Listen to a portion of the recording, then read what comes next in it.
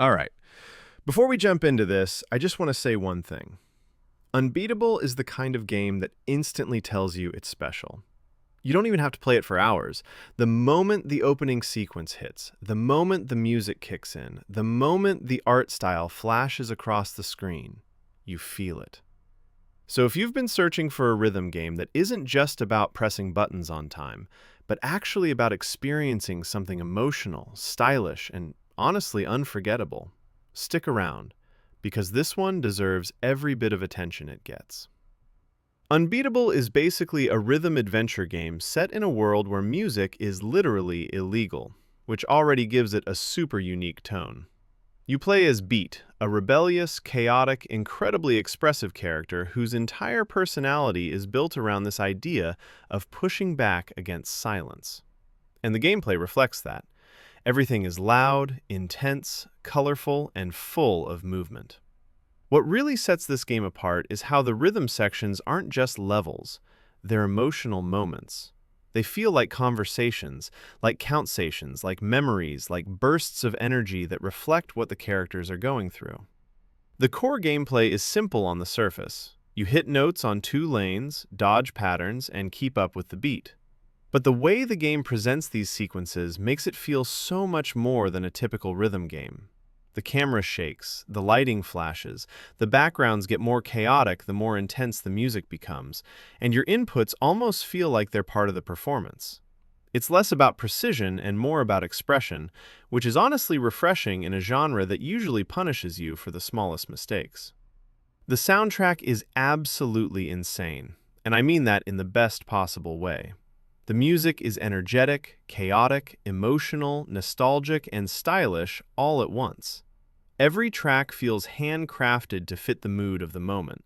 There's punk rock energy, dreamy lo-fi sections, raw emotional ballads, and high-intensity sequences that just overwhelm your senses in the most satisfying way.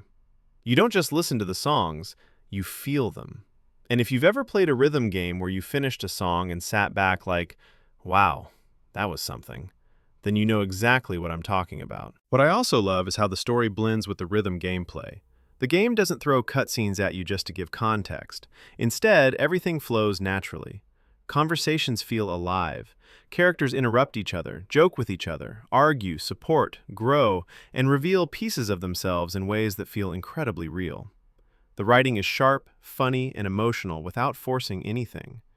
Beat especially has this sarcastic, rebellious charm that makes her instantly likable, but also vulnerable in ways that hit harder the more you understand her.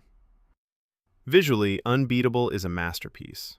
It uses a heavily stylized anime aesthetic with bright colors, bold lines, chaotic movement, and dynamic lighting that almost feels alive. It reminds me of those high-energy anime openings where everything is exaggerated, expressive, and full of personality. The animation style is rough but intentional, giving it that gritty, hand-drawn vibe that fits the rebellious tone of the game perfectly. When the music peaks, the visuals peak with it. When the world gets emotional, the palette shifts. When the story hits a deep moment, the lines soften. It's genuinely gorgeous to look at. Gameplay outside of the rhythm segments is story-driven exploration, interacting with characters, making choices, and navigating Beat's environment. The game feels alive thanks to the little details. Scribbles on walls, cluttered rooms, expressive animations, scribbled text bubbles, quirky background characters, and these small moments that make the world feel lived in. It's not a massive open-world game. It's a focused experience that uses its art style and atmosphere to turn even small environments into emotional spaces. One thing players should know is that Unbeatable isn't meant to be frustrating. It's not a hardcore technical rhythm game like Project Diva or Osu. It's more like a narrative-driven journey that happens to use rhythm as its language. The game wants you to feel the music, not stress over the music. Difficulty exists, sure, but it never feels like the main point. Instead, the main point is connection. Connecting with the characters, with the sound, with the style, and with the story being told through movement and beats. The characters themselves are a huge highlight. Beat is the obvious focus, but the entire cast feels memorable. They're expressive, relatable, flawed, funny, and the art style makes their personalities shine through even more. This is one of those games where you genuinely want to talk to everyone, because each conversation adds flavor to the world. You start understanding why the characters fight, why music matters so much, and why the world fears it. The pacing of the game is really well structured, too. It doesn't overwhelm you with nonstop gameplay, but it doesn't drown you in slow dialogue either. It balances intensity and quiet perfectly. Some rhythm sections are these explosive, high-energy showcases that make you want to jump up out of your chair. Others are soft, intimate, emotional pieces that feel almost like reading a diary. The variety keeps the whole experience fresh. One of the most impressive things is how all of this was created by a small indie team. The level of animation quality, musical production, world building, and emotional storytelling feels like something you'd see from a big studio, but with way more personal charm. It has that feeling of being handcrafted with love, passion, and years of commitment. You can tell the developers poured everything they had into this. Another thing worth mentioning is accessibility. The game offers multiple ways to enjoy it regardless of skill level. You can adjust difficulty, practice sections, slow things down, or just enjoy the story. It welcomes new players instead of pushing them away, which is something more rhythm games should do. As for whether the game has co-op, no, Unbeatable is a single-player story experience. And honestly, that's clearly intentional. It's designed to feel personal. It's about your connection with the music, not a shared experience. The emotion wouldn't hit the same if it were multiplayer. Sometimes a game is meant to be just you and the world it presents, and this is one of those cases. Even after you finish the story, the replay value is surprisingly strong. You can go back through rhythm levels, try different challenges, improve your performance, and dive deeper into the soundtrack. But what really sticks with you long after playing isn't the gameplay loop.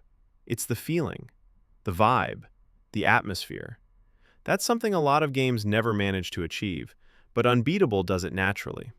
The final thing I want to talk about is how this game makes you feel like you're part of something expressive and rebellious.